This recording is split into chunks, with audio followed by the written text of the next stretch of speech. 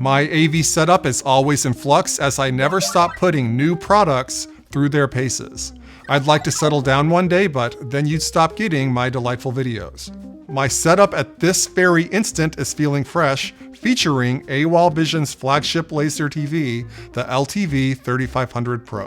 A 4K 3D triple laser projector coupled with AWOL Vision's 120-inch Cinematic Plus ambient light rejecting, motorized, floor rising, acoustic screen. Well, I think those titles wrapped up the review nice and tidy. Thanks for watching. Catch you on the next one.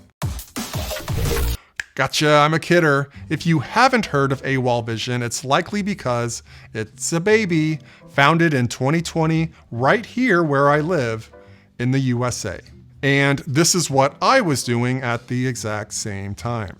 They sell a variety of ultra short throw projectors and projector screens to fit different spaces and budgets. If you like what you see, I recommend you take a field trip to their website. Here's a 75-inch TV that I happen to have laying around on wheels just for this purpose. Can you tell the difference in size? No? Well, get your eyes checked. My regular viewers are gonna be shocked by this. I'm choosing the 4-speaker Sony Bravia Theater Quad for this particular setup. It's especially convenient with this UST projector because there's no soundbar or center channel to place where the projector needs to go. Though the bottom of the screen has a bunch of holes in it, which lets your speaker sound shine through while hiding behind the screen. I'll put it to the test a bit later. I'm gonna baseline this by saying I'm not a certified projector expert, though I didn't just fall out of a coconut tree, as they say. I've been using a middling 2-laser projector setup for the last 3 years, and I've seen my share of PowerPoint, so I have some basis of comparison. There are a number of distinguishing technologies on this LTV 3500 Pro model that does place it in a premium category. For one, the projector uses 3 lasers with one dedicated to red, green, and blue.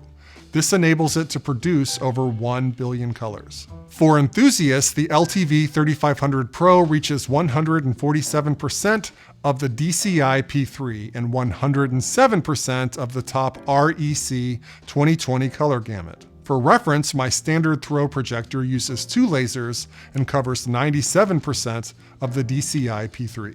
Using 3 lasers, AWOL Vision was able to ditch the phosphor color wheel, removing rainbow effects and noise both from the image and mechanical sounds leaking out of the projector, which interferes with the noises you're supposed to be hearing, like robots giving other robots the business.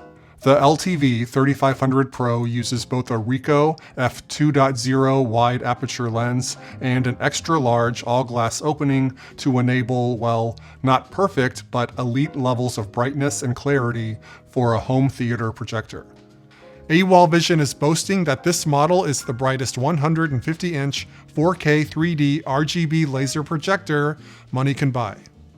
What this means in practice is you're working with 3500 lumens, which comes to about 1021 nits. The contrast ratio is 2500 to 1 due to enhanced laser dimming. The LTV 3500 Pro does support many popular features, including Dolby Vision, HDR10+, 24 frames per second for the cinema buffs, MEMC for enhanced smoothness in sports and action scenes, and even active 3D. I know a bunch of you are particularly interested in the sound, so you'll be happy to know that Dolby and DTS are properly supported, including the lossless formats and the 3D object-based formats, Atmos and DTS:X. AWOL Vision does make some claims about the quality of the 36-watt speaker built into the projector. I'll just say, don't buy a projector of this caliber and not connect a dedicated audio system. They were generous to send me this projector. All I'm gonna say. Well, this is kind of awkward. It seems I have more to say. I didn't test it, but the projector is smart home compatible through Control 4, a comprehensive smart home platform. I don't really know more than this, so I'll stop talking before I start misinforming. AWOL is claiming the projector's lifespan is at or over 25,000 hours, which is nearly 3 years of continuous runtime, or nearly 23 years if you watch 3 hours a day. For those who fret about their electricity bill, the LTV 3500 Pro requires a small fraction of the energy to run ultra-large LCD displays. All right, let's stare at the LTV 3500 Pro design. The projector looks striking with dramatic curves and reflective accent lines. It's covered largely in a dark gray with some light branding. It has a single capacitive button for turning things on and off. You'll also find large aggressive looking vents on the side to keep the insides cool.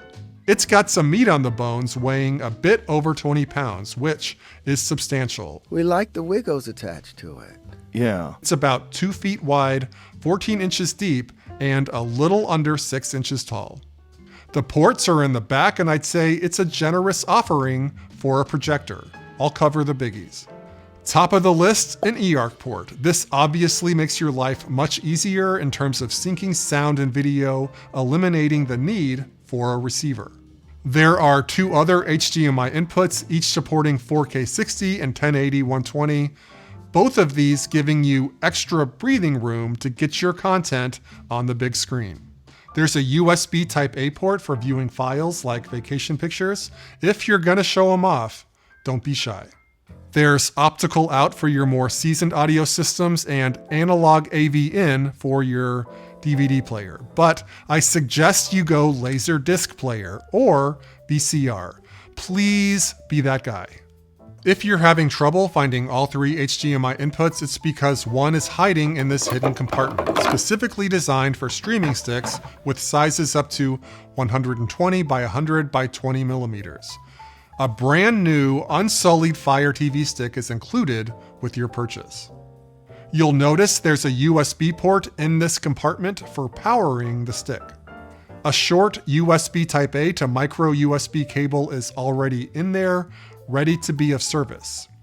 If your desired stick requires USB-C, then you can easily switch the provided cable with a USB-A to USB-C cable and not have to get a whole new projector.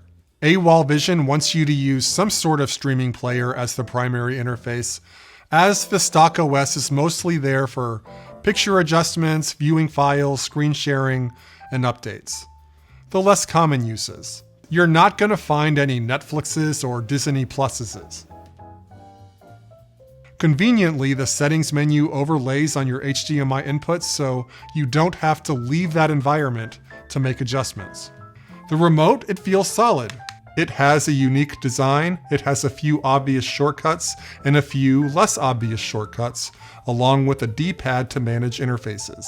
It does not require line of sight, and because the projector supports CEC, it can control things like your sound system's volume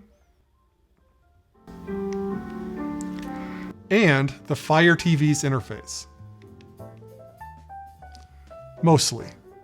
Let's talk setup. The projector comes in a box, so you'll need to take it out of the box it comes in. I have a media center that's about 94 inches long, which is great for a 100-inch screen, but not as great for a 120-inch screen, so I've adopted the put everything on the floor method. The 3 lasers are potent, like in Star Wars, so be careful that your eyes are not where the lasers are shooting when turning on the system. The projector has sensors if a person is detected, though I would still tell your kids, wife, and those certain friends the space around the projector is hot lava when it's on. Unlike my standard throw projector, there are no physical controls for image size, location, nor focus. I really miss these controls. To get it just right, you'll have to move and rotate the projector. You may also need to adjust one or more of the 4 feet, which can be screwed in and out as needed. Here is a measurement guide so you can plan ahead. All this is way easier if all your surfaces are level. For this process, you may want to temporarily turn off the protective measures, as the projector will continually stop projecting if it senses a person close by, and it's quite difficult to situate the projector correctly if it's not projecting. The 8-point keystone adjuster and electronic focus setting will help you tweak the outline of the projection space and find the sharpest image the projector has to offer. The projector can flip and invert the image to support 4 placement options: Floor and ceiling crossed with front and rear. I don't love the default placement of a UST projector. A lot of people do just put it on the floor as though children stopped existing. Mounting the projector on the ceiling would be my happiest place. The screen, it's got some game. My model is 120 inches, corner to corner. It's motorized and can be synced with projector on-off with this wireless communicator. Just stick this dongle that comes with the screen in the projector's USB port. The screen is tab tensioned, which eliminates the lumps. You don't want lumps. Lumps are bad. They show up big, ugly, and mean with USTs. The screen is micro-engineered to reflect light from below and absorb ambient, irrelevant light from above. If you buy an ambient light rejecting screen for an ultra short throw projector, make sure it's specialized like this screen. And as I mentioned, for the audio types, the bottom of the screen is acoustically transparent, which in theory means you can put a speaker behind the screen with minimal sound blockage. For the skeptics, I'll test the sound of the new Klipsch Flexus Core 200 soundbar with the screen up and down.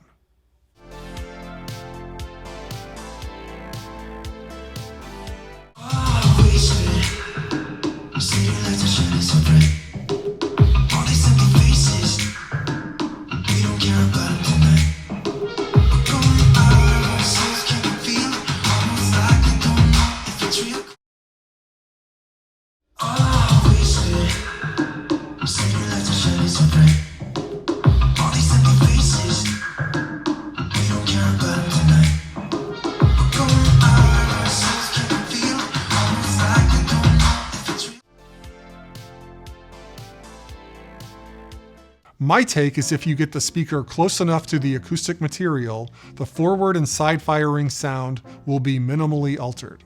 You will lose some height effect clarity, though in my experience, the majority of vertical effects on a soundbar are controlled via software and DSP, not driver orientation.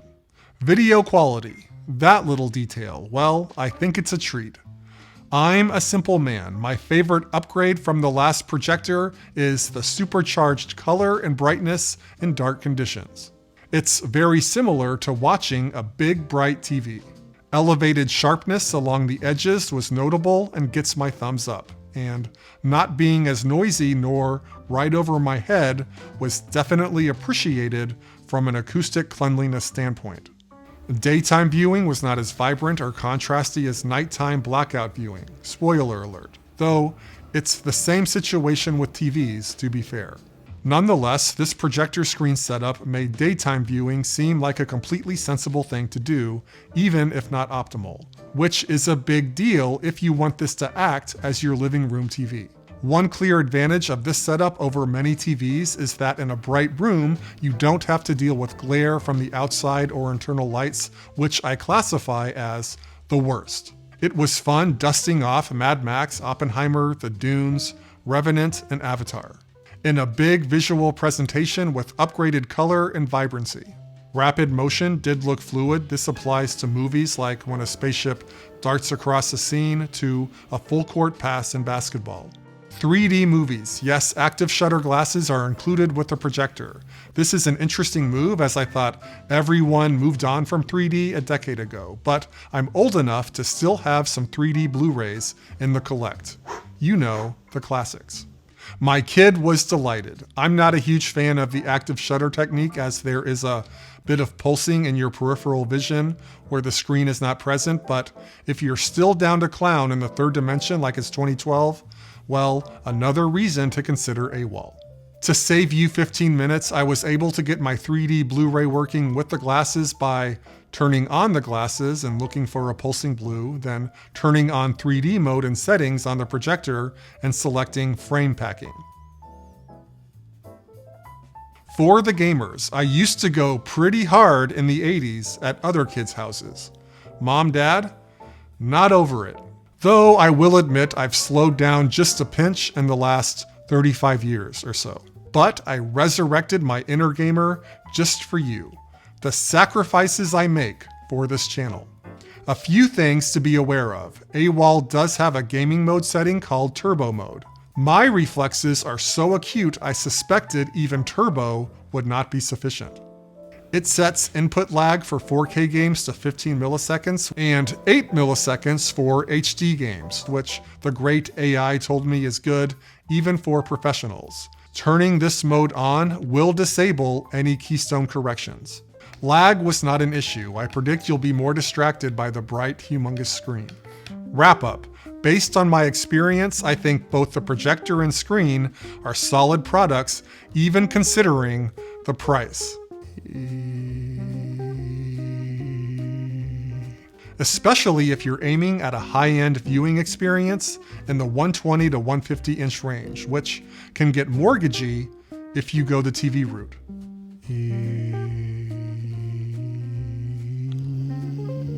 As a reminder, I don't have a wide basis of comparison, so I can't really say, based on my first-hand account, how this high-end projector may be better or worse visually than that popular high-end projector over there from a more established company. What I do know is that the LTV 3500 Pro looks impressive and is a noticeable step up from my previous projector. If you think an AWOL Vision product may be for you, check out purchase links in the description. The LTV 3500 Pro is listed along with other less expensive variants, which share a lot in common. Show this video some love, even though it wasn't about a soundbar. Thanks for watching. Catch you on the next one. How did you make this?